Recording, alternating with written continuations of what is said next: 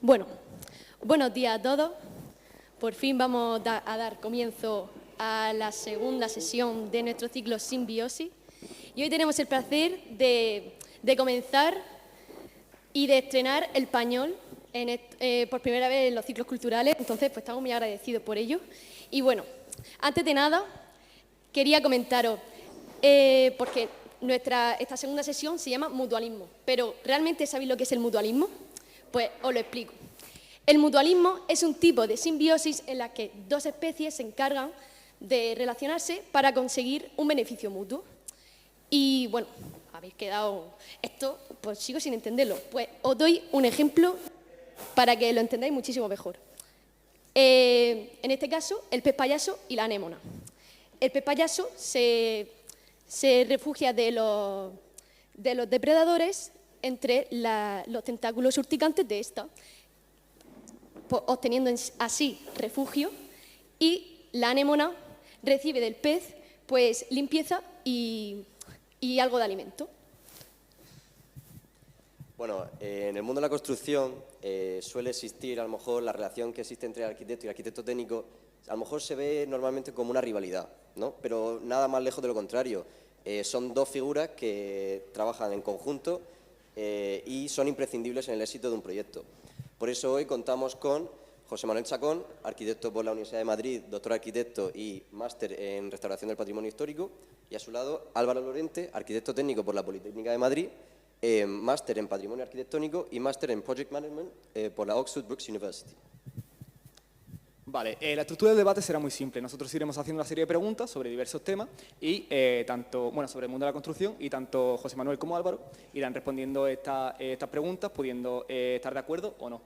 Luego, al final del debate, dejaremos un tiempo para cualquiera que tenga alguna pregunta, alguna duda hacia los ponentes, que pueda hacerle alguna pregunta. Igualmente, a mitad del debate, si tenéis alguna pregunta, duda sobre algún tema o lo que sea, también ellos estarán encantados de responder cualquiera de vuestras preguntas.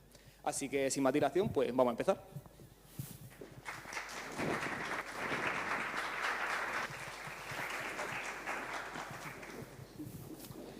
Vale, una primera pregunta, así un poco como para romper un poco el hielo. Y la primera pregunta que tenemos sería: ¿qué mitos existen sobre cada profesión que a ustedes les gustaría desmentir sobre su profesión? ¿Mitos?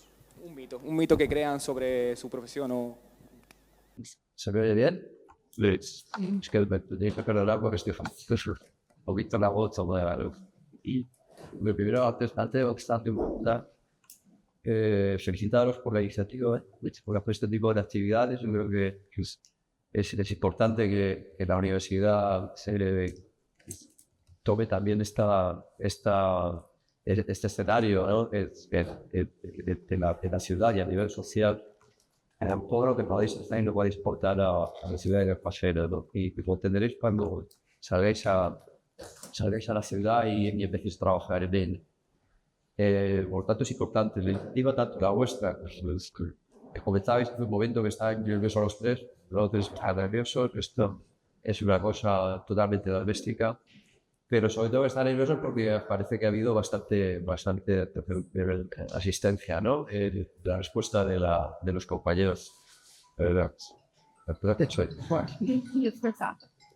Y por lo tanto, os animo a que sigáis haciendo este tipo de actividades. Respecto a la pregunta del mito, pues yo, la verdad,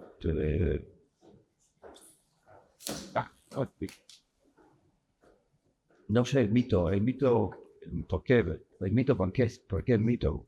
No sé si hay un mito o algo que la gente piense a la hora de escuchar la opción de arquitecto, con permiso, arquitecto técnico de caso. Vosotros que habláis a partir de una idea preconcebida de que la relación entre arquitecto y aparejador, yo sigo llamando aparejador, ¿es verdad? Sí, lo tenemos toda la vida. ¿Se ha escuchado a mí? Bueno, yo, antes de nada, una pequeña introducción, agradecer a la escuela, a los coordinadores, a Manuel, que cuando le plantearon una semana de la iniciativa y hacer equipo, contara conmigo. Nosotros montamos equipo hace muchos años y hemos conseguido bastantes trabajos juntos. Y iba a comentar que a lo mejor te resulta más fácil desmitificar lo que se dice con los arquitectos técnicos y a mí de los arquitectos, quiero decir. Es decir, al final yo creo que esto viene un poco porque comúnmente se escucha como que esa relación no es fría o que cada uno hace su lado, que yo podría decir, por ejemplo, un mito a los arquitectos están endiosados. Por ejemplo, se dice mucho de vainas un poco a su aire. Bueno, pues mi experiencia, yo vengo aquí un poco también para desmitificar todo esto, porque mi experiencia de 22 años en la profesión es que, salvo puntualmente una o dos veces, pero yo creo que ha sido más producto de las personas más que de la profesión, es decir, pues, al final la sociedad te encuentras con gente de todo tipo. Entonces, cuando te encuentras con alguien enfrente o que no se implica o alguien que es complicado de tratar, pero al final se traslada a la profesión. Pero nada más allá de pensar que todos los arquitectos son de una manera y los arquitectos técnicos son de otra, por lo menos yo, con respecto a los arquitectos, pienso así.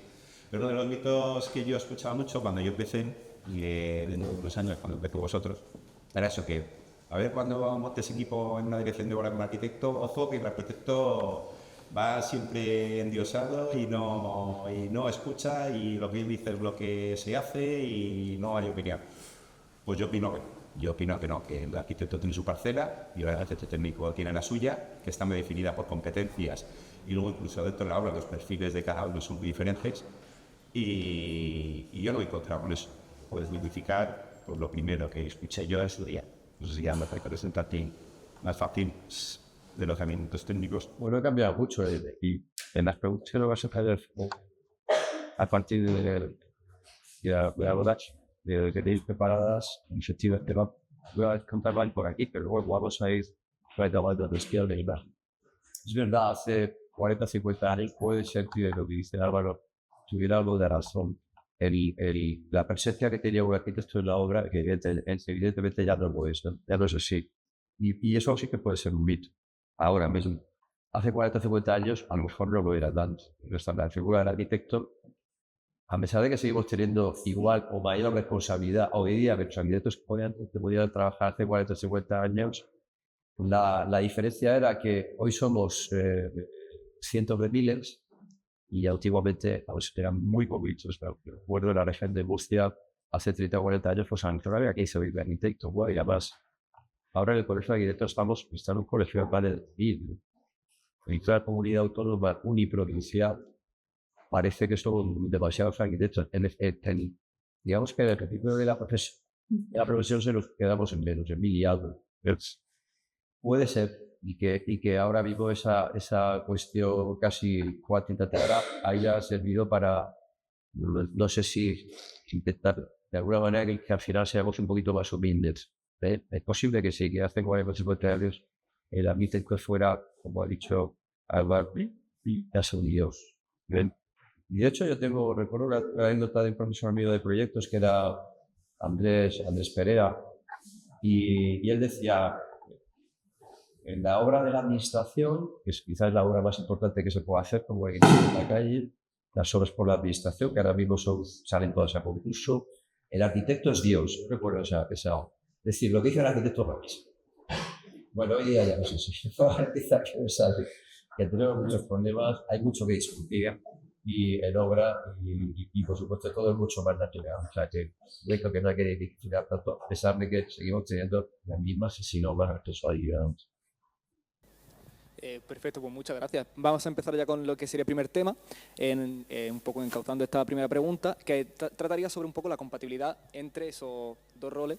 La siguiente pregunta sería, ¿en qué momento han sentido mayor tensión o desacuerdo con el otro perfil profesional? ¿Y cómo se resolvió esa tensión o ese desacuerdo con alguna anécdota, trabajando en algún proyecto o algo? Como ha dicho Álvaro, nosotros hemos trabajado en bastantes obras. Muchas veces más de naturaleza patrimonial. Yo no recuerdo que hayamos tenido ningún enfrentamiento vinculado en todo este tiempo, ¿no? A lo mejor eso es un mito. Pensáis que la relación tiene tensión, que hay, no, debe ser todo lo contrario, porque al final estamos todos remando en la misma dirección. Y yo sinceramente recuerdo más problemas, por ejemplo, con el contratista, con el constructor, con el nópico, a pesar de que el constructor o el contratista también tiene que remar en la misma dirección, a veces aparece como una figura de enemigo, ¿no? El contratista, evidentemente, por una razón que es bastante evidente, una razón de intentar sacar los mayores beneficios posibles en una obra, pues intentan ahorrarse, ¿no? Ahorrarse lo que puedan y desde ese punto de vista trabajo también con eso y espero que de aquí salgan algunas otras enseñanzas, aparte de que os llevéis luego una impresión de cómo es la relación entre nosotros, la relación profesional, que aprendáis otras cosas, ¿no? de la charlita que vamos a hacer esta mañana.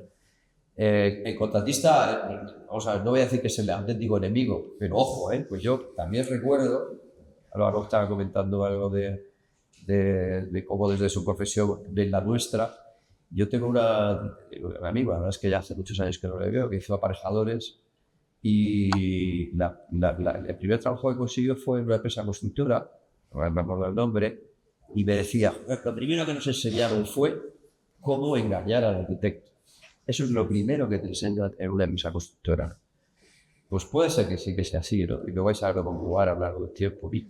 Pero bueno, hay que saber estar y hay que saber lidiar todo esto y tener también mano izquierda para poder sacar una obra adelante, ¿no?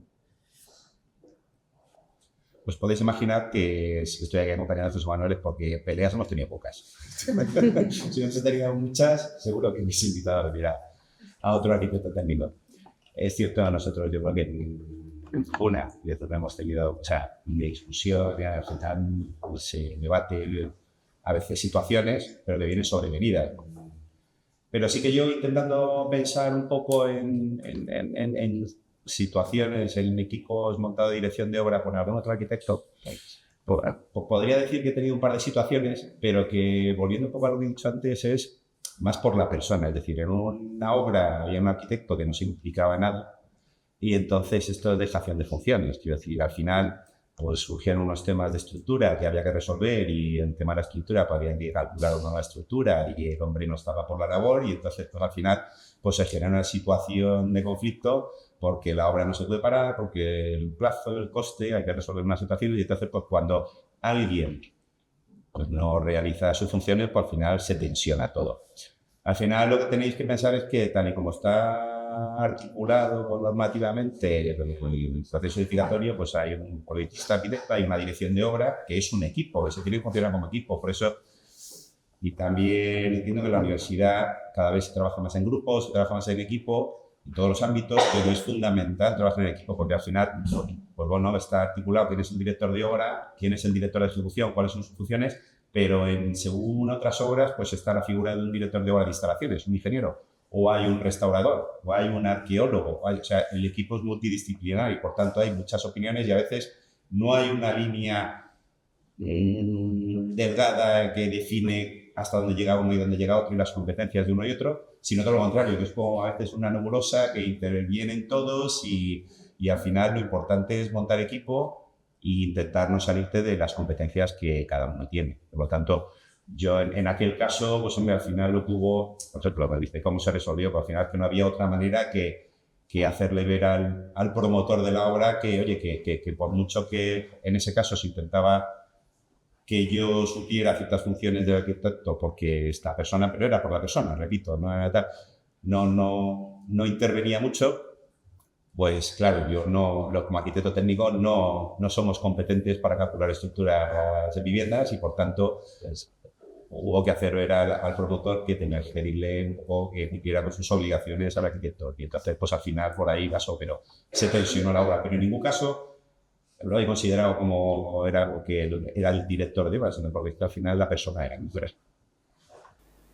Perfecto, muy interesante. Pues la siguiente pregunta sería, ¿cuáles creen que son las principales fortalezas de su profesión? Bueno, vamos a ver. Nosotros los arquitectos técnicos, de por sí la carrera es muy técnica, es muy práctica. Por lo tanto, y yo además que como las presentaciones nos han contado que yo, bueno, pues que hice un máster en la Universidad de Oxford, y he conocido también un mundo anglosajón y cómo trabajamos aquí. Pues nosotros, los arquitectos técnicos aquí, somos personas en general muy versátiles, con mucha capacidad de resolver sobre la marcha situaciones de ejecución. Esto te lo da también la experiencia, te lo da la forma de ser, pero sí que es cierto que somos un perfil en ese sentido muy ágil y muy versátil, que a veces pues se requiere para que las obras pues vayan por buen cauce. Todo esto con matices. Entonces, yo creo que esas son, dentro de las fortalezas, podemos fundamentalmente resaltar esto, es decir, la capacidad de, en según qué situaciones, tomar decisiones sin pues, menoscabar o el plazo, los costes o el desarrollo de los proyectos. Muy bien, bueno. Podemos decir en la misma línea de lo que dice, me comentaba Álvaro. El arquitecto es el director de orquesta, ¿no? Una obra es el equivalente al director de orquesta y es el auténtico responsable y el protagonista y sobre todo el responsable. Esa es la palabra que quizá más nos puede marcar la responsabilidad, y sabéis que es una responsabilidad casi eterna. Es decir, vosotros lo sabéis, pero hasta ese punto llega nuestra, responsabilidad social e incluso jurídica, que incluso después de muertos la responsabilidad no prescribe. Si tú certificas una obra un día y falleces al día siguiente, tienes responsabilidad por 10 años. Pues hay penal, se lo prescribe y además la heredan tus herederos. Es decir, que damos cuenta un poquito de lo que la sociedad nos exige. Y sin embargo, pues, en fin, pues no somos personas normales, pero que nos transformamos mucho más allá. No sé si nos puede tener una fortaleza o como una faena, porque al final va a depender tú de esa decisión que tenemos nosotros, y que tenemos que tener muy claro cuál es esa responsabilidad, ¿no? La responsabilidad social es importante, muy importante. Vale, pues la siguiente pregunta sería, ¿qué es lo que valoráis de vuestro compañero, ya sea Álvaro de José Manuel o José Manuel de Álvaro, o de, por ejemplo, vosotros como en vuestra profesión, tanto arquitecto como arquitecto técnico, en alguna obra, algún proyecto así y tal? ¿Qué valoráis que hayáis dicho, aquí me ha venido muy bien la ayuda de mi compañero, o no he sabido resolver algo que me ha costado mucho y he echado en falta esa ayuda de ese otro perfil y demás? En el caso mío, yo me fijo primero en la persona, y además Álvaro ya también ha comentado algo de cómo él ha tenido una experiencia negativa con un arquitecto, pero más allá de que fuera mejor o peor técnico, es un arquitecto que evidentemente estaba echando valores fuera y no quería asumir una responsabilidad. Volvemos otra vez al tema de la responsabilidad. Para mí, si la persona es honesta, si la persona es humilde, si la persona es sincera, por supuesto su preparación técnica se debe presuponer, pero sobre todo es una cuestión de actitud. Y yo es lo primero que me puedo fijar en el caso de Álvaro y en otros manejadores porque es muy bueno trabajando. Ya lo ves venir, es decir, según el carácter de esa persona ya puedes ir viendo si te va a responder o no te va a responder, si va a asumir o no va a saber o no va a querer asumir sus responsabilidades. No se puede decir nada más. Valorando una de las cosas de José Manuel Guatanito es que, y eso para desmitificar todavía lo que he dicho más, es que a la hora de tomar decisiones en obra es muy ágil, muy rápido. Muchas veces durante las obras, y más que estamos interviniendo obras de rehabilitación, en patrimonio y tal, que son obras que requieren de mucha dirección de obra porque al final surgen muchos imprevistos. Cuando se redactan proyectos, muchas veces no tienes toda la información porque no se ha podido hacer toda esa toma de datos, a veces por falta de tiempo, a veces por imposibilidad física del edificio, es decir, por múltiples motivos. Y entonces hay muchas indefiniciones o hay muchas cosas que no se sabe qué es lo que te vas a encontrar. Y entonces eso requiere, durante la obra, tomar muchas decisiones que a veces son competencia del arquitecto técnico o desde la ejecución de los materiales, de la calidad de los materiales, y otras veces son de diseño, funcionalidad desde el arquitecto. En ese sentido, José Manuel es súper fin. La verdad es que resuelve o sobre la marcha allí en la obra o si se lo tiene que llevar al despacho, al estudio inmediatamente. Entonces facilita mucho que no haya retrasos en las obras, que al final es plazo de dinero. Luego, por otro lado, y el trato con profesional es muy cercano, muy sencillo, es muy fácil. Ya no solo a nivel de aparejador, sino también lo veo con los contratistas y con el promotor. Al final, bueno, pues la persona, al final, si es cercana y se puede dialogar con esa persona, facilita mucho toda la gestión. Perfecto, pues muchas gracias. Bueno, cambiando ahora un poco de tema, vamos a hablar sobre la formación y la cultura profesional. Y hemos apuntado una serie de preguntas que a nosotros nos hace mucha ilusión. Y en este caso es, si pudieran cambiar algo de la formación de los futuros arquitectos o ingenieros de edificación, ¿qué sería? Yo guardaría todos los ordenadores y volvería a trabajar con la pieza tanto de primera. Desde el primer año hasta el último año. Yo he tenido en el estudio tengo la costumbre de decir, cuando me llama algún compañero, algún estudiante que tiene, sabéis que tienes que hacer una asistencia en algún estudio, ¿no? Con prácticas o no sé qué. Y normalmente nunca digo que no. Y a veces me lo ha comentado algún compañero vuestro, o de años anteriores, que ya serán arquitectos, espero que estén por ahí trabajando, que se quedaban embobados y me dijeron, joder, qué bien dibujas. Digo, joder, macho, no me puedes decir eso, que tú eres arquitecto, ¿no? ¿Cómo vas a ser?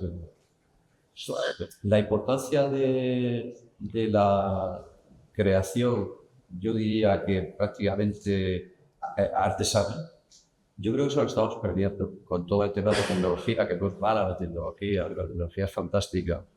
Y luego hablaremos de la IA, pues, cuando no saben ni lo encima, pues lo que nos viene para allá, no para dentro de unos años, sino para allá.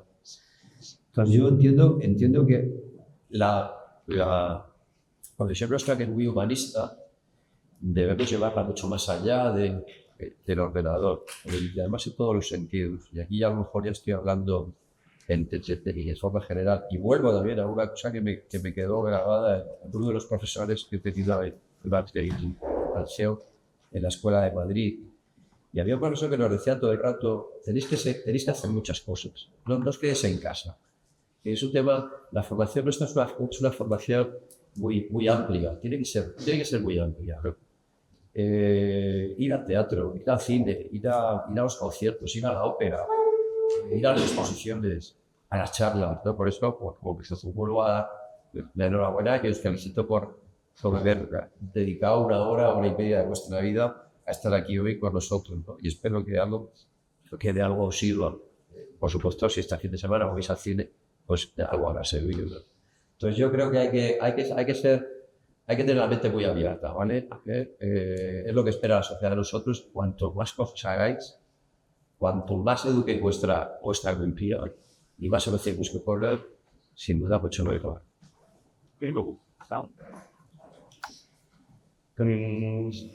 Pues, como siempre, todo es mejorable y todo puede plantearse de otra manera. Entonces, en cuanto a la formación, he dicho que nuestra carrera es una carrera muy técnica y práctica, pero aún así, con todo, yo quiero entender que a veces pues, las cosas fáciles, primero que en la universidad, para ser muchos alumnos, las horas lectivas son las que son, entonces eso nos facilita que se pueda hacer todo lo que uno quiere. Pero es que yo, por supuesto, cuando yo estaba en la universidad y ahora lo que he conocido, pues me falta un poco más de práctica y realidad para que cuando se salga te enfrentes a situaciones, o sea, te reconozcas en situaciones que te han contado antes. Yo, y esto ya, pues, estamos hablando hace 25 años, claro, yo solo recuerdo el nombre de un profesor mío. Y no lo recuerdo como nuestro profesor, sino que fue el único que me llevó a una obra. Profesor de construcción de primero, Ricardo Tendero. No consideraba que era el mejor profesor que he tenido, porque tenía profesores que luego, pero fue el único que me llevó a una obra en 4 años de carrera. Entonces, claro, digo, a mí se me queda justo, ¿no?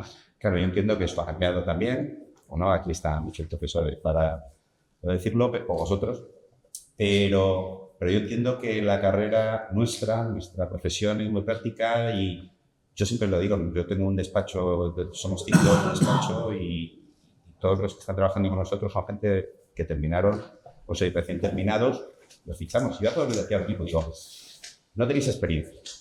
Bien.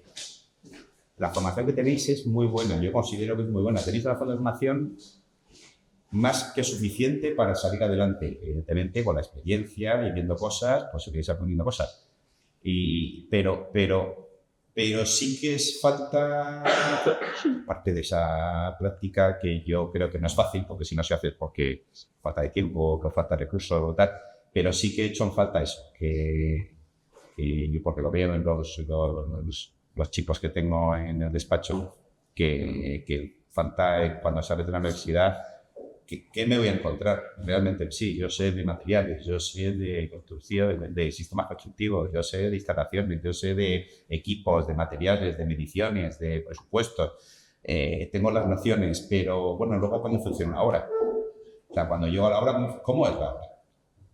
Digo, ¿cómo va a ser mi relación con el contratista? ¿Cómo es incluso antes? Esto es el mundo desconocido de cómo abordar una administración pública para ver los trámites múltiples que hay que hacer para solicitar licencias, autorizaciones, permisos. O sea, sales y es un mundo totalmente desconocido. Entonces, yo sé que he hecho falta eso, que no sé si es fácil, pero que sí que estaría bien pues que se pudiera implementar un poco la materia en ese sentido.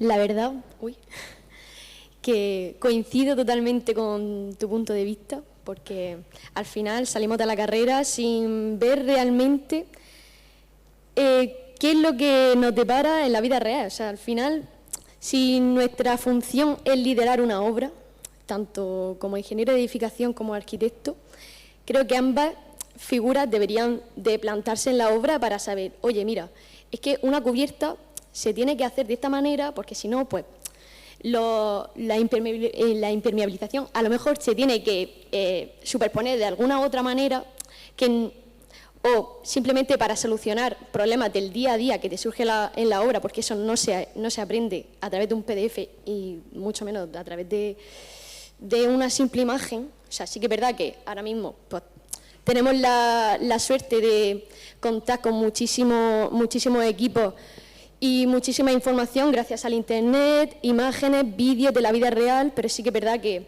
como en la obra no hay.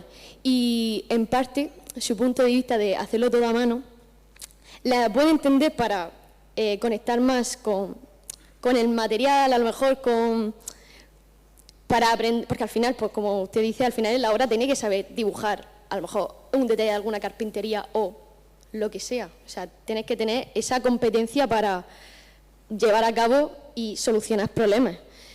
Pero en parte pienso que al final la dinámica que tenemos en nuestra vida nos impide pararnos a pensar, pararnos a decir, voy a dibujar esto con el tiempo, porque al final es que al final vamos en contra reloj para producir, porque al final creo que la arquitectura también se ha convertido como en un producto. Es producir y producir y producir sin pararte a pensar, oye, vamos a dibujar esto, vamos a repensar esto de alguna otra manera. Y bueno, sí, entiendo tu punto, pero aparte, o sea, por otra parte, al final tenemos que saciar esta demanda que hay, ¿no? Y bueno, pasando a otra pregunta. Una cosa antes, de nada. Nos están haciendo un montón de preguntas. Entiendo que luego habrá un turno de preguntas si queréis y tal, pero según van viendo los temas, si queréis hacer alguna consulta, tiros libres. Que luego igual retomar algún tema cuesta más. ¿Alguien que se atreva? Así tenemos que hacer un formato tipo La Revuelta, que entender más y ponernos de pie y empezar aquí. Ojalá. Bueno, como veo que nadie pregunta, os voy a volver a preguntar yo. Así que, ¿han cambiado las funciones del arquitecto y del arquitecto técnico con el tiempo? Bueno, eso se ha comentado. ¿Las funciones, quiere decir? Sí. Ahora lo que creo es que seguimos haciendo el mismo trabajo, pero yo no creo que le haya cambiado tanto. En todo caso, ha aumentado las responsabilidades, cada vez hay más normativas, más códigos, y bueno, nuestro trabajo está muy bien arreglado y seguimos teniendo que realizar las mismas funciones. Yo no creo que haya cambiado mucho. Porque a veces ya llevo ya 35 años en la actividad profesional y no creo que haya cambiado mucho. Es más tedioso. Trabajar es mucho más tedioso. Hay mucha más burocracia y eso es tremendo, tanto cuando tienes que enfrentar a la administración como cuando te vas a enfrentar a un concurso. Pues antiguamente se hacían concursos de ideas. Yo creo que eso ya no lo vais a conocer nosotros. Los concursos de ideas era simplemente el título de algo que había que hacer, presentabas 3 paneles y punto, no había que hacer mucho más. Justificaban luego que eras arquitecto y ya está. Entonces, ahora no, ahora te presentas a un concurso, hay un pliego de condiciones administrativas, un pliego de condiciones técnicas, que tiene 70, 80 folios que tenéis que leer de arriba abajo y de verdad para qué. Y luego además tienes que necesitar un montón de documentación que si cuando subes todo a la plataforma, luego se te olvida algún papelito, pues te puedes quedar fuera del concurso. Ya había pasado. O sea, después de todo el esfuerzo de hacer un concurso, de tirarte 2 o 3 semanas en el estudio, un montón de gente trabajando 3 o 4 personas en un trabajo, y luego se te ha olvidado un papelito no sé qué, interesante, y te quedas fuera. Entonces, mucho más complicado, mucho más complicado. ¿Seguro realizando esas funciones? No sé por cuánto tiempo, yo entiendo que sí. Yo creo que la IA no nos va a quitar el trabajo. Creo que no nos va a quitar. ¿Por qué? Porque al final lo que demanda la sociedad es que es una cabeza para ejecutar. Eso es decir, mientras tenga que haber un técnico que tiene que firmar un proyecto, tú eres el responsable, seguro que te haga, pues ahí vamos a seguir haciendo nuestra función bien hecha, incluso, como os he comentado antes, incluso después de muertos. ¿Vale? Y ojo con esto porque aquí tengo un paréntesis que no creo que es importante, no sé si solo también de vuestros profesores debería transmitirlo. Yo cuando estuve de vocal en la Junta de Gobierno del Colegio de Arquitectos, que fui 6 años vocal, recuerdo que llegamos a tratar el tema de es una cuestión práctica, la que voy a contar. Una compañera que había conseguido hacer un proyecto de 2 o 3 viviendas y a un muy módico precio, muy barato. La verdad es que los horarios que había pasado la compañera como 8 o 4 veces por debajo de lo habitual. Bien, eso le sirvió para ganar un proyecto. Es decir, si tú pones 3 o 4 viviendas, cobras 3.000 euros, ¿vale? Que trabajas solo, no tienes ni gasto, trabajas además en casa de tus padres, porque tampoco tienes gastos de alquiler, etcétera, que también hablaremos luego de eso. Pero, ¿qué sucede luego? Que tienes una responsabilidad por 10 años y el seguro lo tienes que seguir pagando durante esos 10 años. No puedes dejar de pagar el seguro. Si a los 9 años y medio el cliente te denuncia porque ha salido unas grietas en la edificación debido a un problema en el diseño o en el mal cálculo de esa estructura, si tú sigues conservando tu seguro, el seguro te va a cubrir. Pero si por lo que sea dejas de pagar, ya no te cubren. Y el problema de esta chinga es que después de haber enganchado ese proyecto y cobrarlo, no consiguió durante un tiempo sacar más proyectos, no tenía, por lo tanto, ingresos en el estudio y no podía pagar el seguro. Es que el seguro hay que pagar 10 años después de la obra terminada. ¿Vale? O sea, tener mucho cuidado con esto porque la responsabilidad sigue estando ahí, vuelvo ahí, para mí es un problema, yo creo que es el tema más importante. La sociedad además no nos paga esa responsabilidad, también os lo puedo decir. No vamos a cobrar nunca lo que realmente merecen nuestro trabajo. Y lamentablemente cada vez cobramos menos y peor. Eso también es cierto.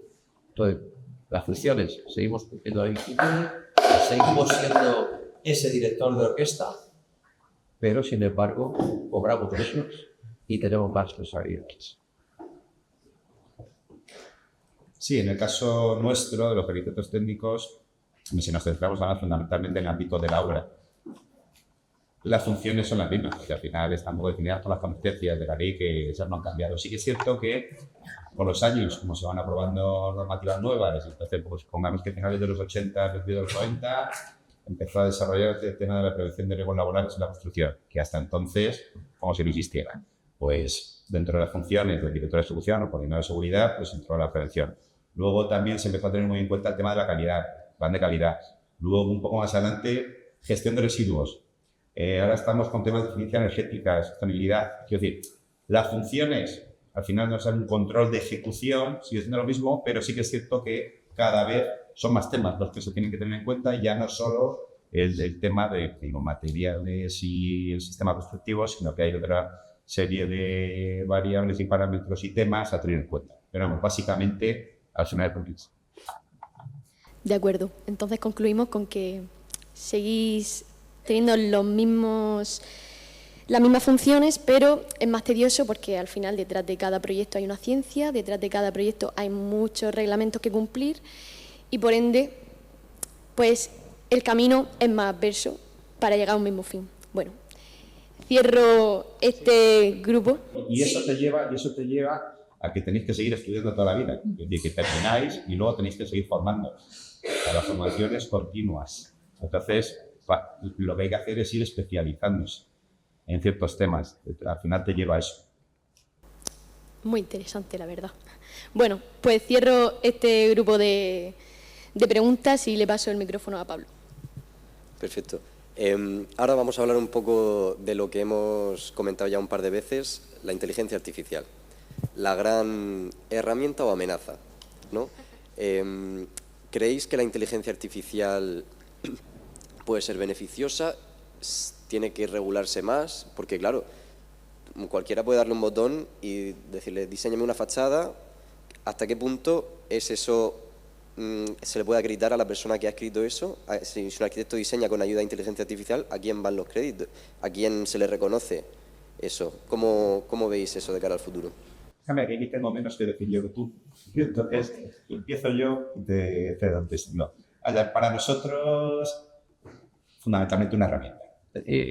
Como director de ejecución, pues al final yo no veo, más allá de que me pueda facilitar el trabajo, yo no veo que la inteligencia artificial me vaya a quitar funciones, competencias dentro del ámbito de la obra. Luego los arquitectos técnicos tenemos un abanico de profesiones muy amplio y a lo mejor en algún otro campo sí, pero dentro de la obra para mí es una herramienta como cualquier otra.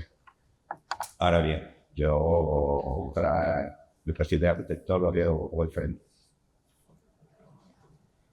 Más allá de que, además es que yo, como bien ha dicho, cuando hay que firmar, el arquitecto de ejecución firma. Entonces, alguno de vosotros, por ejemplo, ¿cómo te llamas? ¿Yo? Sí, Jorge. Tú, si tienes que firmar algo, ¿tú dejarías que un programa que al final funciona por un algoritmo, que no sabes dónde coger la información, mucha información, ¿verdad? Pero otra va llegando huecos, probabilidades y tal. ¿Tú firmarías algo que hace un programa y dice 10 años de responsabilidad? Obviamente. No. Evidentemente es una herramienta, tú puedes utilizarla para otras cosas, tienes que saber utilizarla, tienes luego que revisarla, tienes que aportar y firmar. Por lo tanto, bueno, lo veo más como una herramienta porque nadie con sentido común, desde mi punto de vista, ya cada uno con su conciencia, va a dejar que sustituya lo que tiene que ser su trabajo. Más allá de que te lo facilite y, pues bueno, te reduzca plazos en ciertas cosas, a lo mejor, pues, bueno, como se nutre de todo el sistema, pues tiene mucha más información de la que a lo mejor puedes tener tú o tu imaginación y entonces poder proponer cosas diferentes, pero yo entiendo que en ningún caso sustituirá. No podemos ir contra la tecnología. Evidentemente eso está ahí y por mucho que nos guste o no nos guste, lo que hay que hacer es adecuarla a nuestras necesidades, ¿no? Y aprovechar eso como una ventaja, no como un inconveniente. No nos va a quitar trabajo, insisto, mientras tenga que haber un arquitecto o un aparejador que al final de la obra, de un proyecto, tiene que firmar y vuelva al seguro y pagar un seguro, ahí vamos a estar un arquitecto dando la cara, ¿no? O sea, por eso no os preocupéis. La inteligencia artificial ha venido, yo creo que es una herramienta muy útil. Lo que sí, además no sabemos lo que nos va a deparar. Si hablamos de ello, hasta nos asustaría, pero vamos a intentar aprovechar lo que nos puede aportar esa herramienta, igual que en un momento apareció el AutoCAD, aquel famoso, y todo lo empezamos. Yo recuerdo que había un delineante que trabajaba, delineante proyectista, que hacía sus trabajos en Rotary, la tinta, bueno, y tardó años en meterse en el AutoCAD. Al final no le quedó más remedio que Economica, ¿no? Y trabajar con AutoCAD. no nos queda otro remedio. Lo que sí que no debemos caer en la tentación es decir, vamos a darle al botoncito a la máquina y que la máquina me haga el proyecto. ¿No? Que lo vamos a poder hacer y habrá quien lo haga. Pero ahí estamos entonces yendo un poquito en contra de nosotros mismos. ¿Vale? Nosotros estamos preparados o nos preparan para que podamos utilizar nuestro cerebro y podamos realizar o crear. Que no sea la máquina la que cree, que seamos nosotros, porque detrás de todo eso hay una inmensa satisfacción. Si no, no tendría sentido estudiar arquitectura. Vuelvo un poco a lo de la preparación que os he comentado antes. Es una carrera humanista y al final toda esa preparación durante la trayectoria de vuestras vidas tiene que estar también al servicio de como buena herramienta, incluso mejor que la de la IA. O sea, que lo que hagáis sea un proceso de desarrollo de vuestra capacidad intelectual. Que no lo haga la máquina, por mucho que la máquina luego nos ayude a hacer una infografía de una cocina o de un edificio de estilo Mies van der Rohe. Le das al botón y te sale una casa que es estilo Mies o estilo Le Corbusier o estilo Frank Gehry. Eso no sirve para mucho, realmente, porque al final va a hacer la máquina. Entonces no caemos en esa tentación, intentemos hacer el ejercicio de nuestra profesión. Alguna vez a lo mejor no queda más remedio, pero entiendo que quiero dejar muy claro que la creatividad nuestra por encima de eso. Y por supuesto, la responsabilidad la tenemos ahí, que se haya que firmar, a no ser que algún día algún gobierno diga ya no hace falta arquitectos que firmen proyectos o que estén detrás de la responsabilidad de hacer un edificio, ¿no? Como eso no va a pasar, porque al final tiene que haber un técnico que firme. En ese sentido yo creo que no va a haber remedio. Perfecto. Y una pregunta un poco sobre lo que estáis hablando. Si se utiliza inteligencia artificial, tanto en el diseño o en la ejecución, ¿se debería reconocer? ¿Se debería dejar por escrito que se ha utilizado la ayuda de la inteligencia artificial? ¿O se puede obviar? Pero conocer, ¿por qué? Porque diga un decreto, una ley o algo, también se conoce. Bueno, como herramienta que es, yo tampoco le veo que tenga un gran sentido el decidir utilizar inteligencia artificial o no la he utilizado. No creo que sea relevante. Si la utilizas, puedes utilizar. Si no, pues no la has utilizado. Al final es una herramienta más dentro de toda tu formación y no sé, integrado, evidentemente. Lo que no vale es como comentaba también, que todo sea producto de la inteligencia artificial. Que yo entiendo que va a poder ser. Es muy probable, incluso que el día de mañana demos los parámetros, los que sean, dibujemos unos pilarcitos y ya está, hasta nos salga la estructura calculada y todo. O sea, que entonces ya no hace falta técnico, es que lo puede hacer cualquiera, esto el vecino del frente lo puede hacer. Pero yo entiendo que no tiene sentido diferenciar como una herramienta más lo que va a ser la inteligencia del resto de cuestiones. Pero será una cosa más a tener en cuenta y mucho. No, más allá de eso, o sea, por un lado lo que hay que hacer es regular el uso de la inteligencia artificial en general. Es decir, no que en la construcción regulemos, si hay que decir que lo que estamos máximo la inteligencia artificial de por sí debe regularse y bueno, pues dentro de esa regulación aplicarla. Y dentro del ámbito de la obra, no, un poco como José Manuel, entiendo que no hay ninguna necesidad ni ningún interés ni tal, más allá. Dentro de ese abanico, por ejemplo, de los arquitectos técnicos, ingenieros, están los peritos que podemos hacer informes, certificados, tal. Sí que cuando tú haces ese tipo de documentos, pues bueno, sí que indicas pues, que has utilizado qué información o qué documentos, si son de proyectos, son fotos que te has tomado o te has documentado con libros o con páginas web o con tal. Pues bueno, pues ahí si tú haces un informe, un certificado y eso es justamente de teoría artificial, pues bueno, pues está bien indicarles que utilizados, pero a título informativo, como utilizas otras herramientas. Utilizas una estación total, o utilizas un dron, nosotros tenemos el dron y lo utilizamos para toma de datos y para hacer ciertos trabajos, pues se utilizan herramientas, se dice que se utiliza el dron, bueno, pues en ese sentido, pues a lo mejor sí, pero dentro del ámbito de la obra no aporta, no sé qué interés puede haber, interés que se tenga que decir que se ha utilizado. Y de cara al futuro, ¿cuáles creéis que son los mayores retos a los que se enfrenta tanto la profesión de arquitecto técnico como la de arquitecto?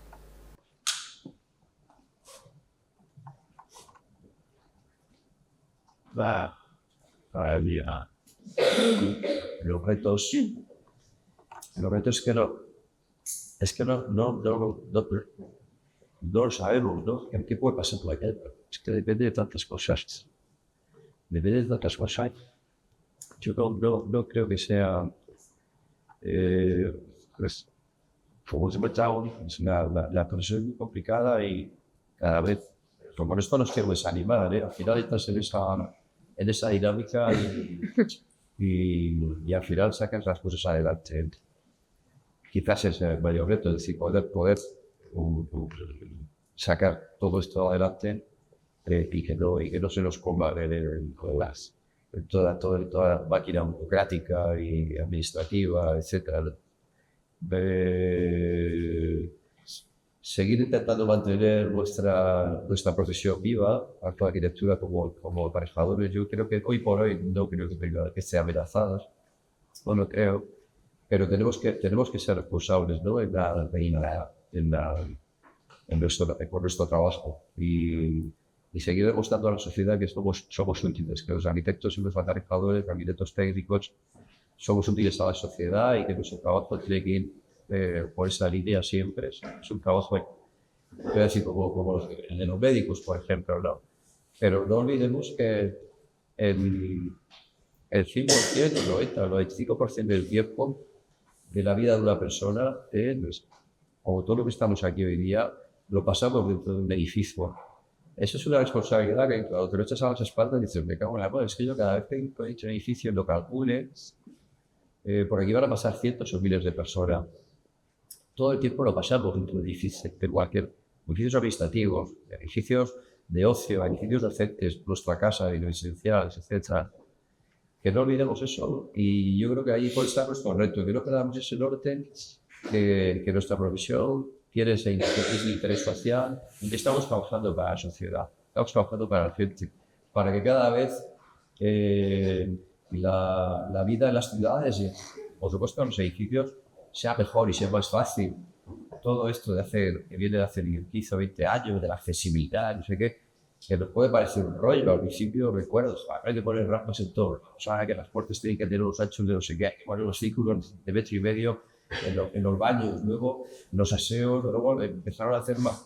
El inodoro al principio tenía que tener una distancia, luego 80 centímetros para un lado, luego el espacio. Pues todo eso es inútil, ¿no? Porque cada vez nos hacemos mayores, y cada vez van a entrar nuevas normativas de accesibilidad universal que nos permite que todos podamos vivir en las mismas condiciones. Eso es un reto importante, hacer nuestras ciudades cada vez más accesibles y, sobre todo, ya al hilo de esto, pues qué va a pasar con el cambio climático.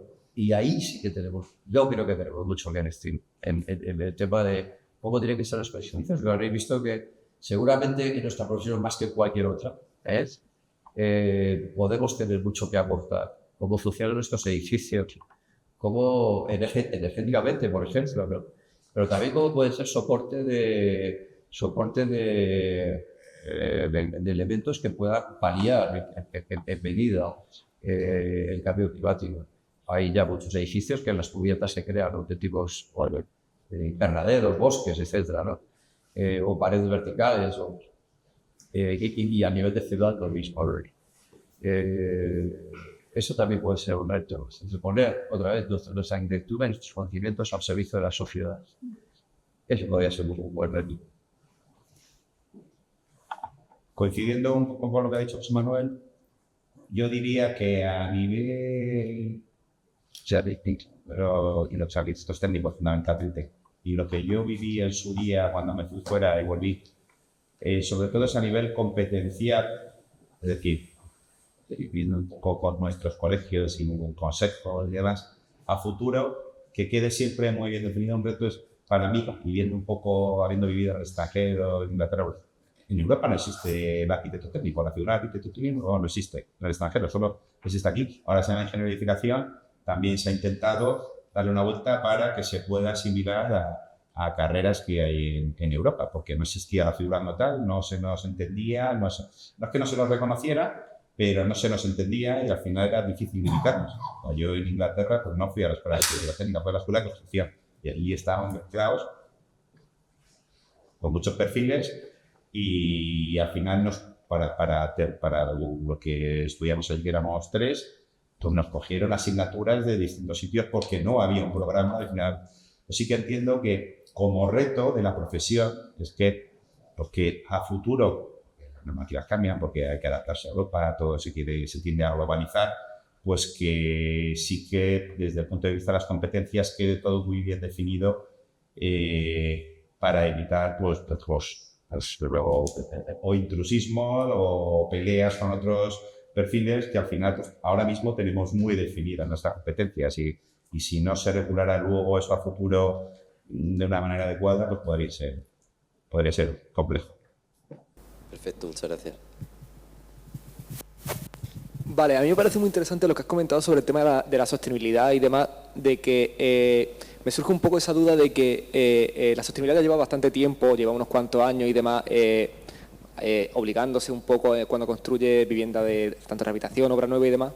¿Realmente piensan ustedes que hay esa cultura de eficiencia energética, sostenibilidad, o simplemente la gente o las empresas la ven como una traba más de ahora mi vivienda tiene que cumplir, tiene que dar una calificación B porque me lo obliga el Estado, o realmente creen que puede llegar a un futuro de decir, vale, tenemos esta conciencia de decir hay que hacer la vivienda más sostenible para gastar menos y demás, no sé? ¿Vosotros creéis que hay conciencia o cultura en la sociedad? Voy a hacer una pregunta. Levantad la mano, ¿cuántos de vosotros recicláis, por ejemplo, el material? ¿Cuántos vais de botellón y dejáis las botellas en el suelo o las dejáis en el suelo?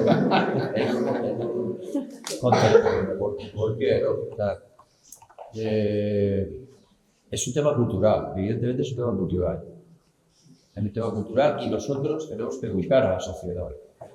Estamos haciendo un proyectito ahora en el estudio y nos planteamos muchas cosas cuando tú decides cómo quieres que sea algo, qué consecuencias puede tener eso en la sociedad. Se diseña incluso hasta la elección de material. No es lo mismo elegir un material blando que un material duro. Y muchas veces, o un color incluso, una textura. Eso es importante que tengamos en cuenta. Nosotros podemos, nosotros, a no ser nuestro sembrero. Entonces, hay que tener muy claro si la sociedad está educada para el tema de la sostenibilidad. Y si no estamos educados, pues mal nos va. Mal nos va. Yo creo que es un tema que para mí es de lo más importante en el futuro, sin duda. Yo el otro día había incluso cuestiones alarmantes, ¿no? Pero son ejemplos que se quedan ahí grabados, ¿no? Era un técnico científico que decía que si se descongela todo el hielo de los dos polos, el nivel del mar simplemente es una cuestión de cálculo de volumen. Sí. ¿Cuánto hielo hay en los polos? ¿Y qué pasa si eso descongela? Pues el nivel del mar no sube 2 metros, sube 8 metros. Es decir, Cartagena quedaría totalmente inundada. Al final te estaba pasando España. 8 metros son 8 metros. Y tal y como vamos el Betanía en agosto, esto va a pasar. No sé si pasará dentro de 20 años o de 40 o a lo mejor de 10, no lo sé. Sí, porque luego encima hay gobernantes que toman decisiones por nosotros que ya se pueden quedar en su casita, porque desde luego las cosas van a pintar a peor. Hay que educar en la medida de lo nuestro y en la tierra y por la parte que nos corresponde, evidentemente no perdáis este tema de vuestra visión como arquitecto. Cada decisión que tomamos, cada línea que dibujamos, cada material que escogemos, cada color puede significar, puede servir o no para educar a la sociedad. Hay que intentarlo, hay que seguir trabajando desde nuestra parcela, igual que el resto de personas que cada uno de su parcela debería tomarse todo esto mucho más en serio. Esto es un tema muy amplio, se puede estar aquí, podemos estar aquí 2 horas solo que hablando de esto. Pero por complementar un poco lo que ha dicho José Manuel, yo pienso que viendo años atrás ahora sí que poco a poco pero porque socialmente pues, nos vamos concienciando después de que aquí es muy sostenible, hay eficiencia energética, pues todo eso llevarlo a la parcela profesional, pues al final se está llevando y la gente luego también, si la sociedad está concienciada, pues resulta que cuando tiene un cliente que se quiere hacer, por ejemplo, la tienda unifamiliar, pues te pide que contemples ciertos parámetros de sostenibilidad, que antes no ocurría. Es cierto que esto es un trabajo a medio y largo plazo, pero porque es educación, y la educación, pues al final, es difícil educar a una persona de 70 años, y hay que ir educando desde niño, y además a medio y largo plazo. Por lo tanto, entiendo que se va haciendo camino y que poco a poco se va concienciando, porque además sí que es cierto que el contemplar parámetros de sostenibilidad en muchos casos supone algún incremento en coste de lo que es la legislación. Pero esto es como cuando empezamos con los residuos, pues te unías sobre una bolsa de basura y luego tienes que empezar a comprar la amarilla y no tienes de tal, pues al final pues te supone un coste extra. Pues esto es lo mismo, pero es tema de conciencia.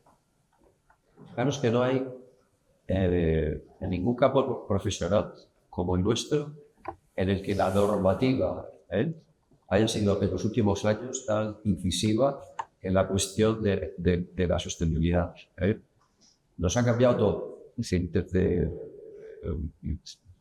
la orientación de una fachada, no sé qué, no sé cuánto, el tamaño del hueco, la forma del vidrio, la manera en que climatizamos, en que aislamos, etc. Toda la normativa en los últimos años ha ido, y no pasa en ningún otro campo profesional, pasa allá, no sé, a lo mejor en la industria de los automóviles, que también se les obliga a que los motores cada vez contaminen menos, etcétera, etcétera. Pero sobre todo en nuestra profesión, lo que yo diría que es la que más ha estado influenciada o condicionada a una normativa muy severa, lo ven los códigos técnicos, etcétera, etcétera, que cada 6 meses nos meten una cosa nueva.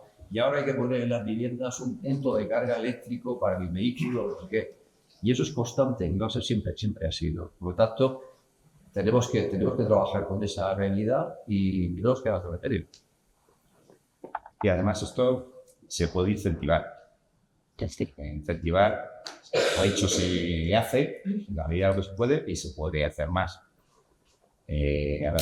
Para fomentar el tema de la eficiencia energética, pues hay subvenciones, hay ayudas, que viene en inicio todo promovido por Europa, pero luego a nivel estatal y regional.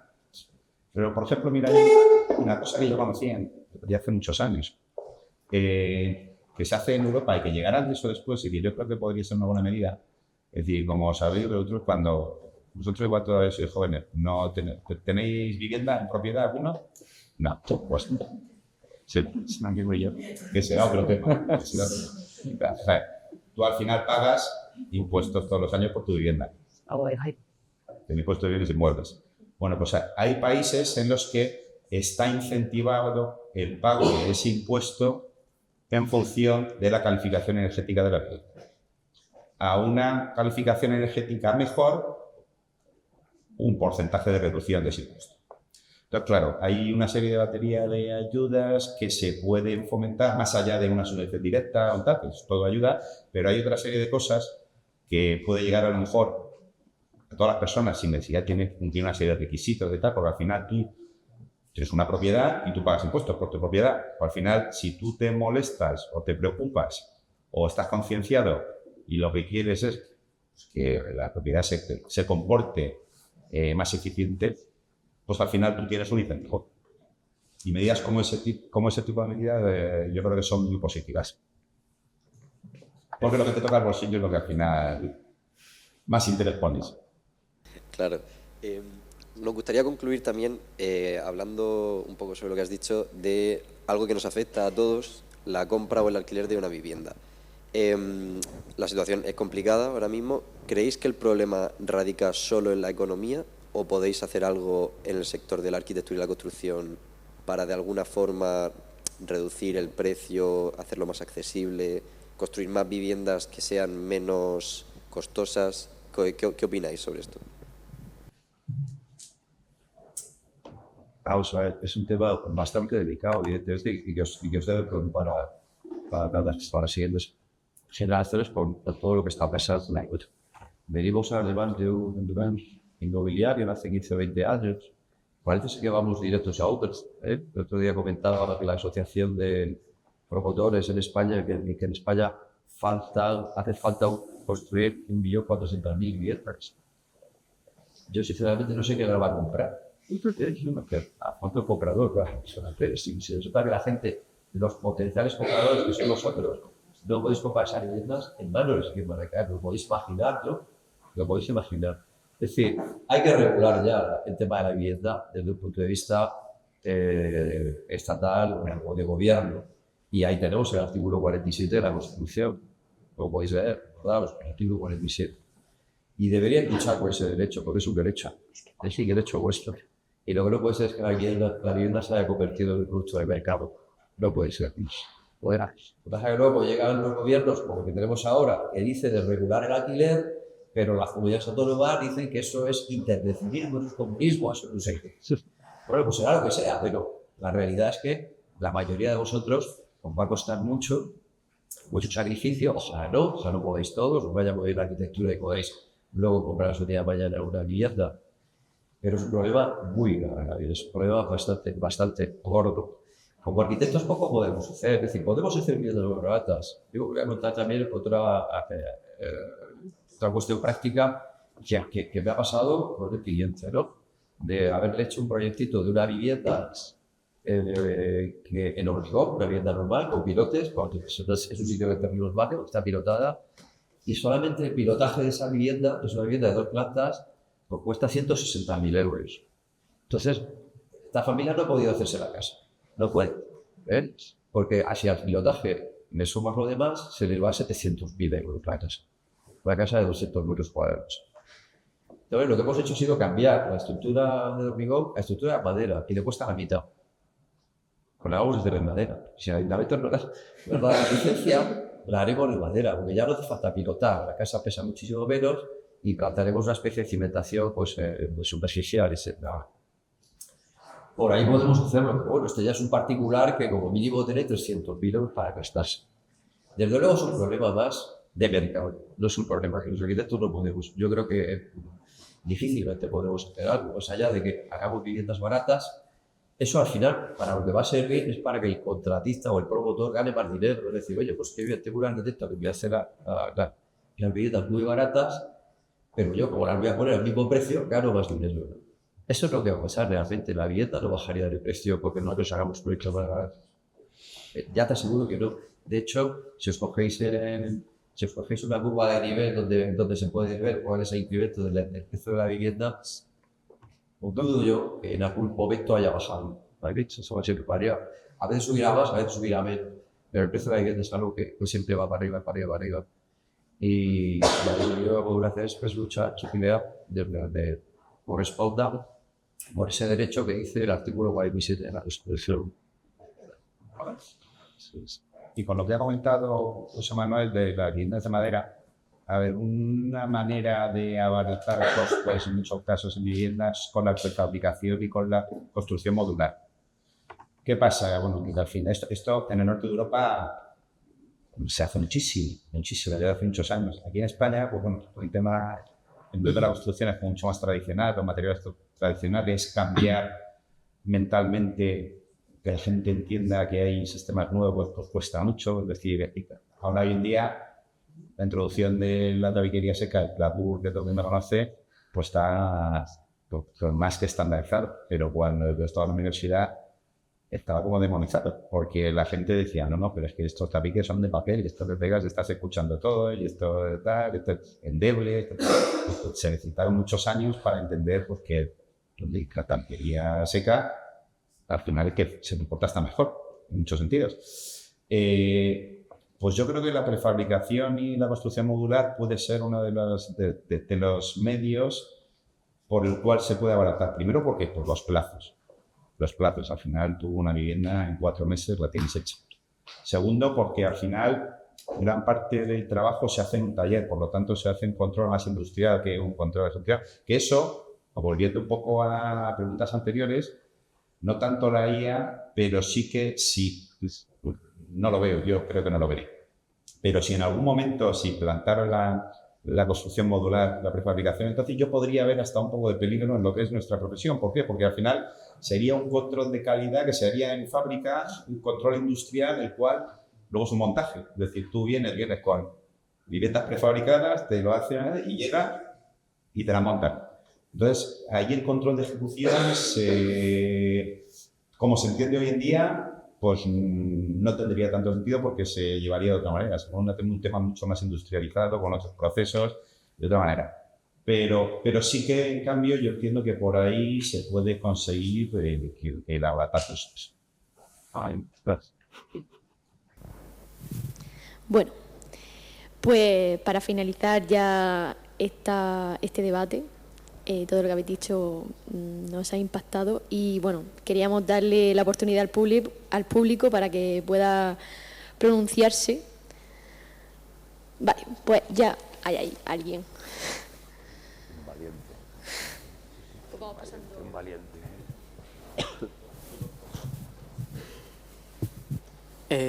Bueno, primero, daros las gracias por venir al debate y todas las cosas que nos habéis...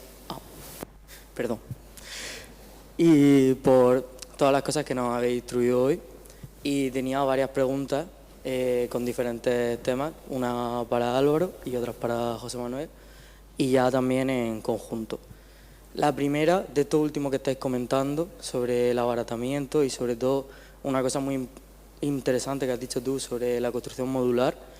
Ahora que se está empezando a estilar el asunto de que, como no permiten construcción o permisos de construcción en parcelas y fincas privadas, en muchos casos, y está empezando a llevarse la famosa casa contenedor, que son contenedores preparados para ser vivienda y colocarlos directamente donde se pide ya, ¿crees que eso amenaza directamente a que nosotros nos quedemos sin trabajo en esos ámbitos rurales donde la prohibición de construir hace que la gente tenga que ir a buscar recursos en otros lugares o otras maneras de hacer esa vivienda? ¿Cómo te llamas? Víctor. Víctor. Vamos a ver, como he dicho, tendrían que cambiar mucho las reglas del juego. Quiero decir, ahora mismo está regulado de tal manera que cuando tú construyes temas residenciales más o construcciones habitables, además todavía más, se tiene que cumplir con muchos parámetros que tienen que ser controlados y por un lado tienen que ser proyectados, diseñados y por otro lado luego controlados. Aún así, con todo, las viviendas modulares, los contenedores, requieren un proceso hoy en día similar al de una construcción por el sistema tradicional. Es decir, tanto por licencias, por requisitos de proyectos, de director de obra, director de ejecución, coordinador de seguridad. Es decir, hoy en día, tal y como está regulado, es exactamente lo mismo. Cambian los plazos, sí que es cierto que se hace un trabajo que antes se hacía un al 100% en la obra, ahora se hace un trabajo previo y luego se lleva a tal. Pero hoy en día, en la actualidad, y no parece que esto vaya a cambiar a corto o medio plazo, si no cambia, pues no tengo miedo. Como siguiendo un poco el hilo conductor de las intervenciones que hemos tenido, si esto diera un vuelco y a futuro, pero digo, por eso he dicho que yo creo que no lo voy a ver. Yo, con lo que me queda, yo creo que ya no lo veo. Si esto cambiara, que no tal, podría llegarse el caso en que se planteara que, bueno, ya no tiene tanto sentido como está estructurado ahora. Pero no tengo yo ese miedo, por supuesto, ni para mí, pero ni para vosotros. Que sí que es cierto que facilita mucho la ejecución, pero no creo que estéis en pena. Si ese es el caso de las famosas casitas de madera, que en algún sitio las podéis ver por ahí. Primero, en nuestro país es poco entrado, es un tema también cultural, ¿no? Es decir, puedes ver alguna vez en cuando por ahí cuesta, es decir, no me deja el lanzamiento construir, pues cojo y pongo mi casa en madera en uso. Eso te puede crear un problema también. Si el edificio, si el suelo es rural, es rústico, etc., no puedes ponerlo. En el Ayuntamiento de Cartagena llegó un momento en que cuando la gente decía, no, es que tengo ya mi casa, ya está prefabricada y la puedo poner en un sitio urbano, ¿vale? Ahí puedo construir. pues luego mi casa se construye. Pero necesito arquitectos, necesito proyectos, necesito nada. Y empezaron a pedir proyectos, aunque solo la fuente fuera de cimentación. Tú tienes que hacer una cimentación y ya te piden que hagas ahí una cimentación, una losa, un forjado, donde apoyar la casa. Es decir, que no es tan fácil que eso suceda. Y yo insisto, sobre todo porque culturalmente yo creo que nuestra sociedad no está preparada para que ahora todo el mundo vaya a ese tipo de construcción, creo que son ya prefabricadas, y eso es una cosa muy cultural, y por aquí pocas naciones se ven algunas de estas, pero como ha dicho Álvaro, lleva también un proceso administrativo, al final tiene que haber un arquitecto, un carto, una estructura, Sí, fundamentalmente, perdona, yo que, como he dicho, viví en Inglaterra y bueno, pues he ido mucho por ahí por Europa. Culturalmente aquí se construye mucho en altura, se aprovechan mucho los solares, ¿verdad? Allí, aunque también se da, pero se construye mucho en extensión, viviendas bajitas, ¿verdad? Entonces, este tipo de construcción también, ya no digo modular, a lo mejor con elementos prefabricados, pero sí con sectores o viviendas de madera, tal, suelen ser los industriales o viviendas en planta baja primera, no sean. Entonces tampoco, o sea, serían cosas más puntuales, más localizadas. Otra pregunta que ya habéis ido tocando varias veces, con varios temas le habéis ido dando pinceladas ya, pero es si a la hora de desarrollar vuestras profesiones habéis tenido mucho problema con la burocracia. Por ejemplo, José Manuel, a la hora de cosas que tú querías incorporar a un proyecto, que por los requerimientos del ayuntamiento, de la ciudad o de los códigos técnicos hayas tenido que cambiar o no hayas podido incorporar como tú querías, o que os hayas limitado a la hora de desarrollar vuestro trabajo. Tenemos que no queda más remedio que convivir con eso. Es decir, cuanto más mentalizados estemos, mejor. Nos lo vamos a encontrar, tarde o temprano nos lo vamos a encontrar, y además cada vez peor. Es decir, cada vez un poco más enrollado, más complejo. Pero al final lo sacas adelante. Es una cuestión de resiliencia, no sé, escucharme como sea, que al final lo sacamos adelante. Pero es frustrante. Es frustrante, en muchos casos. Sí, es muy frustrante porque, claro, cuando tú le dices a un cliente que te dice, me tienes que hacer un proyecto de una vivienda en 2 meses, tú solo lo haces, lo visas, lo metes en el ayuntamiento y luego le dices al cliente que va a tardar un año o 15 meses en que le dé la licencia, de alguna manera te mira a ti como diciendo, este arquitecto me ha buscado, que no es capaz de darme una licencia en un mes, o en los 2 meses como mucho. Y contra eso no podemos hacer nada. Por eso es verdad que en ese sentido te puedes frustrar un poquito. Pero es que las cosas están así. Hace años un proyecto de una vivienda se resolvía en una carpetita así. Ahora necesitas 500 páginas para ser un proyecto. O 1000 páginas, es una cosa que es una versión. Entonces todo eso es burocracia. Es que no nos queda otra. No nos queda otra. ¿Ves? Así que vete mentalizando que hay que pasar por ahí sí o sí. De acuerdo, pues esa era mi pregunta. Muchas gracias.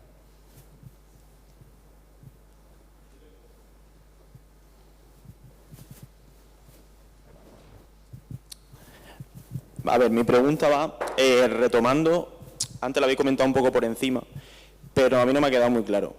Retomando el tema de las funciones que desempeñáis cada uno, yo sé que en la parte del aparejador arquitecto técnico tenemos muchas más ramas que tocar, pero a la hora de estar en obra, ¿hasta qué punto porque muchas veces seguro que más de uno hemos escuchado que hay mucho intrusismo entre, sobre todo la parte del aparejador respecto al arquitecto? ¿Hasta qué punto eso es real o hasta qué punto realmente hay intrusismo o la línea está muy delimitada? Esa es la pregunta. Mira, en mi caso, como arquitecto técnico, ni se me ocurre entrar en la competencia de arquitecto para empezar porque conozco las limitaciones.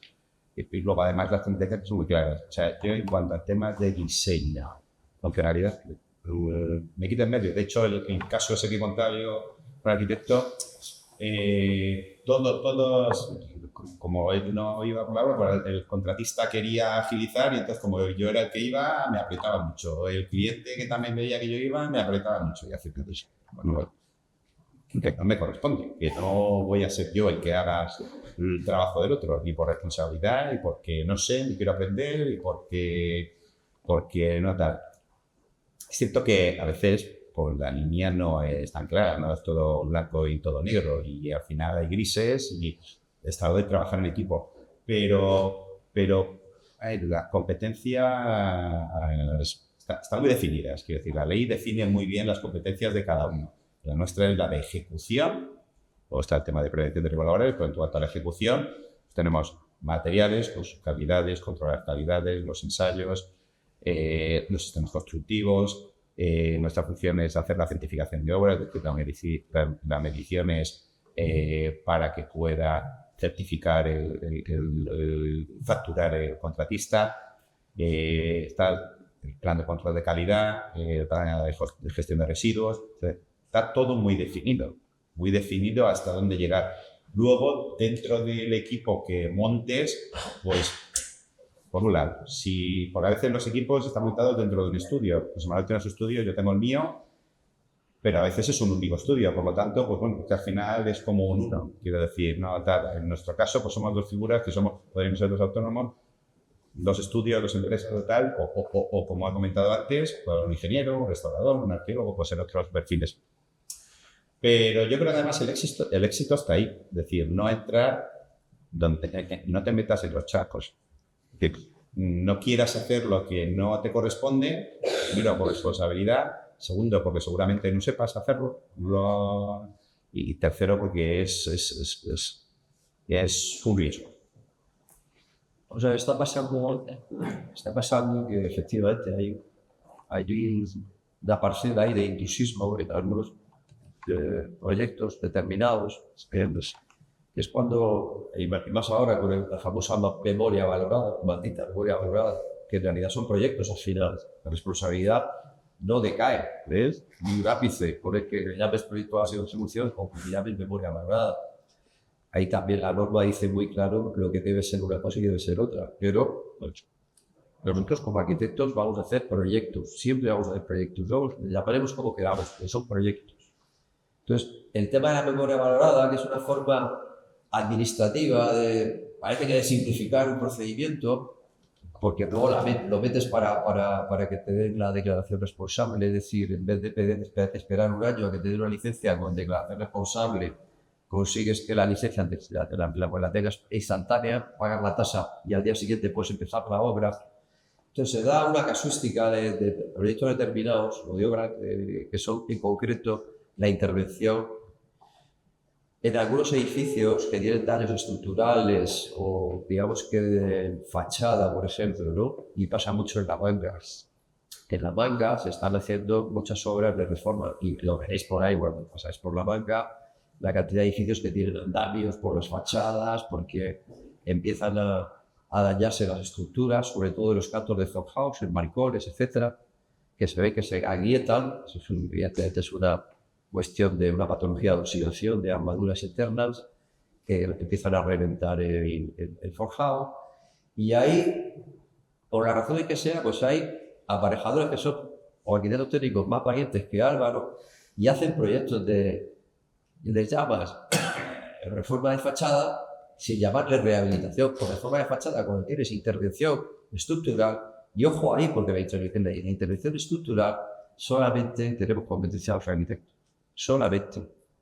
Ingenieros de caminos también, pero no los aparejadores. Entonces yo puedo ser aparejador y decir, no, este proyecto me lo quiero llevar, y yo he perdido proyectos de estos años. Y al final te das cuenta de que se van a encargar un aparejador. Entonces, ¿cómo es posible? ¿No? Claro, si yo como aparejador le llamo intervención de adecuación, rehabilitación o reforma de fachada y de alguna manera escondo o omito la realidad, evidentemente los técnicos del ayuntamiento no tienen tiempo para pasar luego por las obras y ver que en esa obra concreto se está tratando el hierro, a lo mejor hay pérdida de sección de hierro, que hay que reforzar algún elemento estructural y se está haciendo con un proyecto de aparejador. Ojo con eso, hay cada uno que haga lo que quiera. Insisto, y lo ha comentado también Álvaro, lo importante es la responsabilidad. Cada uno es responsable de sus actos. Y ojo, porque en esa línea se traspasa, no voy a decir muchas veces, pero como en todos los ámbitos de la vida, hay gente que, por las razones que sea, pues la traspasa. Cada cual, pero sí que puede pasar. Bueno, y hay alguna otra casuística, pero sobre todo en esta, cuando interviene algún elemento, una intervención en un elemento estructural, ojo, porque si hay que reforzar, hay que reparar, etcétera, ya hace falta la figura del arquitecto. Yo quería preguntar más refiriéndose a la carrera de ingeniero de edificación, puesto que desde mi punto de vista, o al menos cuando hablo con gente y tal, cuando les digo lo que estudio, no lo entienden, y ya no sé si es porque es la poca visibilidad que hay o simplemente que no está muy entrada la gente. A lo mejor me metes mucho charco ya. Vamos a ver, yo soy muy crítico siempre. José Manuel ha empezado diciendo que nos sigue llamando aparejadores. Aparejadores, ¿cómo nos llamamos? Porque yo cuando estudié ya era arquitectura técnica, no era aparejadores. Pues, era aparejadores, antiguos maestros de obra pero que no estudiaban. La carrera de aparejadores, luego arquitectos técnicos, que ese cambio yo no lo vi porque ya entré en nadie, pero nunca lo entendí. Es decir, porque al final las competencias son las mismas, pero al final ahí sí que había, cuando estaba en la universidad, había, como estaba muy reciente ese cambio, decían, bueno, no eres aparejador, eres arquitecto técnico, que eres arquitecto y técnico, o sea, quieres el proyecto de, cuando son cargas muy diferentes, no tiene nada que ver la de arquitectura con la de arquitectura técnica, ni en formación, ni luego en lo que es la profesión en sí. Pero sí que había, me acuerdo yo, en la universidad, con la Escuela de Arquitectura ahí en Madrid, la tenemos acá, sí que había esa rivalidad de otros proyectos de arquitectos sois, y luego ya con el cambio, ingeniero de edificación, pues bueno, eso sí que lo he entendido, pero por el tema de que nos entiendan en Europa y nos entiendan fuera, pero sigue siendo lo mismo, quiero decir, las competencias son las mismas. Estábamos con los miedos, nos dijo, bueno, me van a llamar ingeniero de edificación, y que vamos a coger competencias de ingenieros. Tuvimos entonces alguna, a nivel de colegios y a nivel de competencias, hubo como ciertos rifirrafes, pues porque bueno, que no hubiera intrusismo y con nada de tal, pero sí que es cierto que lo de ingeniero de edificación todavía hoy, pues requerirá un tiempo para que la gente entienda que el ingeniero de edificación, que ser arquitecto técnico, bueno, aparejadores todavía. Yo creo que van por ahí las cosas, es decir, porque lo de ingeniero de edificación es todavía muy reciente, a nombre de título. Entonces, bueno, pues ingeniero de edificación. Las personas que estudiaron en la universidad hace años no existía esa carrera, por lo tanto ahora todavía hoy en día cuesta, pero vamos, cuestión de tiempo, porque las competencias son las mismas, se hace lo mismo, estudias un año más o menos, si vas a curso por año, o 6 meses, o un cuatrimestre, porque yo cuando la eran 3 años y el proyecto a fin de carrera, ya no son 4, ¿no? Lo mismo podías hacerlo en 3 años y medio, ahora lo haces en 4, pero solo hay unas horas lectivas, solo en créditos. Es decir, que al final ha sido por encajar, ha sido un encaje de bolillos para que se reconozca el título como tal en Europa, que te pide unos requisitos, y ha sido la manera de titular. Entonces, no entiendo que haya ninguna preocupación en ese sentido, sino que la gente se habitúe a que la misma titulación ha cambiado. Yo entiendo que en ese encaje de bolillos, esa especie de guerra, hay una cosa que sale perdiendo, ¿no? y es el nombre del aparejador, porque ya aparece en los tratados de la construcción, si no recuerdo mal, en los tiempos de Felipe II, en el siglo XVI, 1500 y pico, ya se habla del aparejador, la persona que apareja, incluso que tiene de malos y nombre, pero lleva detrás un complejo, un aparejador o arquitecto técnico. A mí me comentaban que en clase les decían que hay que desechar el nombre de aparejador. ¿Cómo no? Como si eso fuera un estigma negativo. Mi padre era aparejador. Era aparejador y sacó su título en los años 60. Y cuando empezó toda esta historia de arquitecto técnico, ingeniero de edificación, o sea, es que uno de los más complicado de entender es el del colegio de aparejador. Es el ATM o ese, ¿no? Ya he dicho yo que soy crítico, he dicho que soy crítico con eso. ATM, ¿no? Dices, joder, me cago en la madre. Al final ni ellos mismos saben lo que son. Entonces, ¿sabes? Los aparejadores son arquitectos técnicos y son ingenieros de edificación. Y luego sí que es verdad que hay confusión. Alguna vez, yo me he contado, algún cliente que me ha dicho, no, me está haciendo esto este arquitecto o esta arquitecta. Y no es arquitecto, es arquitecto técnico. Eso confunde también a la sociedad. Es decir, es mucho más claro ir al tema del aparejador intentar meter arquitecto técnico que se confunde con nosotros, como si nosotros no fuéramos técnicos, los arquitectos superiores, arquitectos, pero igual no es ingeniero de edificación. Sepáis que en el colegio de ingenieros, ¿no? Estuvo todo este tema metido en el juzgado, sí, o por su planteamiento del nombre. Es decir, al final, son aparejadores. Es la mejor manera de entenderlo. Son aparejadores. Sí quería contar, como yo creo que estamos ya terminando y vamos a cerrar un poquito la rueda, volviendo a la primera pregunta o la segunda que habéis hecho sobre el tema del mito y comentabas el arquitecto con esa figura que parece casi un semidios. Y como ha salido la figura de mi padre aparejador, os voy a comentar una anécdota. Cuando yo me fui con 18 años de Cartagena a Madrid a estudiar la carrera, él como aparejador que era y que siempre repudió el nombre de arquitecto técnico y de ingeniero de edificación, solamente me dio un consejo. Dice, vete a Madrid, aprueba la carrera y suspende una asignatura, la de gilipollas. Así me lo dijo. Evidentemente estamos hablando de los años 60 y cómo se podían ver a los arquitectos en aquella época. Evidentemente todo eso ha cambiado muchísimo. No sé si eso ha sido el cambio. De verdad que te sorprender. A ti tu padre te dijo eso, a mí mi padre me dijo, con esto de lo de los nombres, mi padre nunca dijo que era arquitecto, ni dice que soy arquitecto técnico, ingeniero de edificación aparejador. Mi padre dice que soy un albañil con estudios. Qué gran frase. ¿Hemos terminado? Pues que ejerzáis la profesión con humildad. Esto es importante. Y yo desde aquí, tengo una hija con 34 años ya. Yo confío mucho en la juventud de ahora. Es verdad, enseñar muchas cosas. Es muy fácil decir, es muy fácil hablar, es muy fácil criticar. Pero yo, desde mi punto de vista, tengo que decir que yo confío mucho en las generaciones, en vuestra generación. Y estoy seguro que vais a muy bien cuando salgáis de aquí. Tenéis un plantel de profesores magníficos, tenéis unas instalaciones estupendas. Fijaros qué situación privilegiada, ¿no? O sea, ahora mismo seguramente estamos en el mejor solar de la región de Murcia. Sí. No hay ningún edificio que tenga estas vistas. Me decía Fernando al entrar que él da clases allí, que de vez en cuando paran. Oye, un submarino, no sé qué, le está entrando. Sí, ahora en submarino, ¿no? Es decir, aprovechar todo eso, aprovechar todo lo que la sociedad y la Universidad de Cartagena os ha puesto. Que penséis que sois unos privilegiados, que no todas las universidades tienen esta posibilidad. Y vivir además en una ciudad con un campus que en realidad yo diría que todo el campus histórico, todas las ciudades hay campus, porque están los edificios diseminados por cualquier lado y no sé si hay alguna universidad en España que disponga de 3 o 4 cuarteles del siglo XVIII, magníficos edificios, ¿no?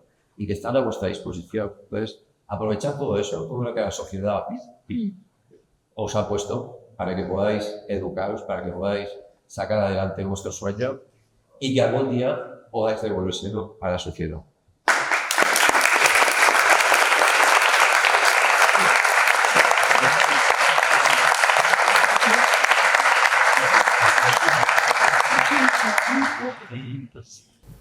Bueno, si nadie tiene más preguntas, ¿no? Vale, perfecto, porque ya el tiempo se nos va. Así que, listo, pues muchas gracias tanto a Álvaro como a José Manuel por asistir, por aceptar nuestra invitación. Gracias a todos por venir, espero que hayáis aprendido, hayáis quedado con algo interesante de este debate.